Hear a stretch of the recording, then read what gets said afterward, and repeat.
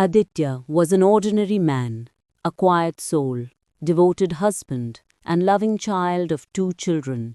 He was not a hero, not a criminal, not a man people remembered on the street. He simply lived for his family. Mornings smelled of tea and fresh bread. The sound of his daughter Meera's laughter filled the living room.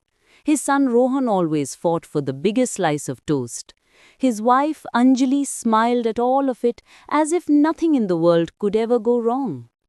Aditya believed that happiness was permanent. He was wrong. The night everything burned. It happened without warning. A late-night call from the fire brigade. A choking smell of smoke even before he reached the gate. Red lights flashing, sirens, neighbors screaming. His house was on fire. His entire world inside that house was burning. By the time Aditya arrived, it was already too late. The flames had swallowed everything. The rooms, the photographs, the memories, and the 3 people he loved more than life. The official statement? Accidental fire, likely caused by a short circuit.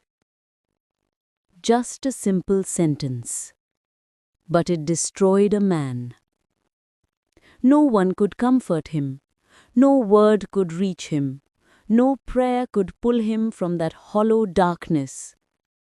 Inside Aditya, a spark ignited, not of grief alone, but of rage. The descent. Days passed like smoke, dark and without shape. Aditya didn't speak much. He stopped eating. He didn't sleep. One question consumed him. Who did this? The police had closed the case, but Aditya refused to believe in accidents. He began digging into everything. Electricity reports, neighbors' statements, CCTV footage, insurance records, payments, debt, enemies, anything. He started keeping a notebook full of names and suspicions.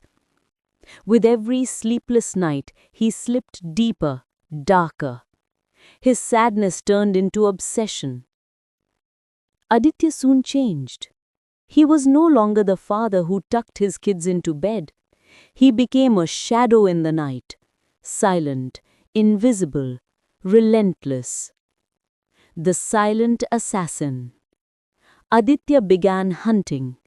Anyone he suspected, anyone even slightly related to potential foul play, he followed them, studied them.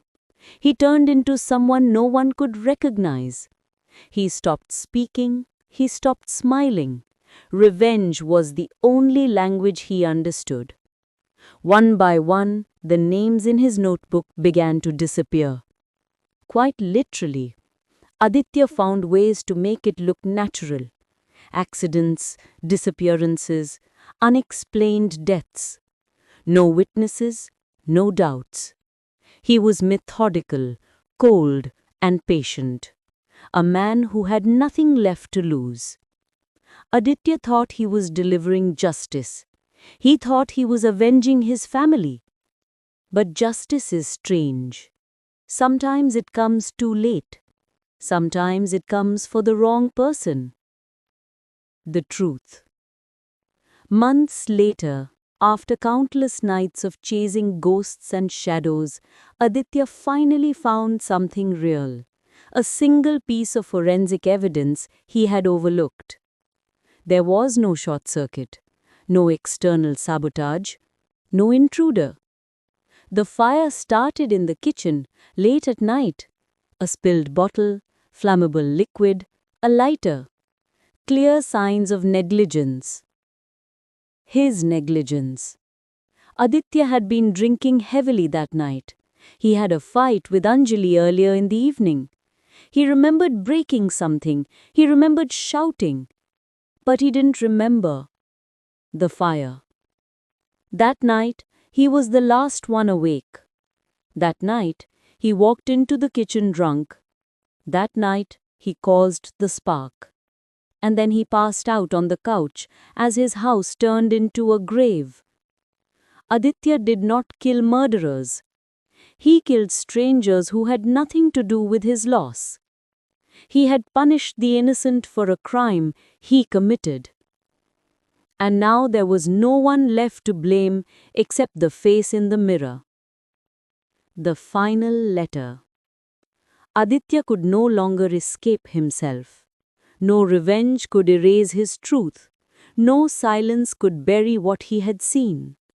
He wrote a confession letter, not for the police, not to justify himself, and not to seek forgiveness. It was addressed to Anjali, Rohan, and Meera. It said, "I became the monster I was hunting.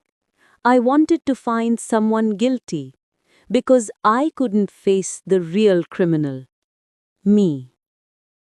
When he finished writing, he folded the letter carefully and placed their burned family photograph on top of it. No one saw Aditya after that day. The police found the letter weeks later in an abandoned house. It ended with a line that was barely readable through the smudged ink and ash stains. "Some fires never go out. They just burn inside." Epilogue. And that is what Raakh means. Ashes outside can be swept away, but ashes within, they never disappear. Aditya died not by fire, not by justice, and not by murder, but by truth. A truth too heavy to live with. If you like the story, please like and subscribe.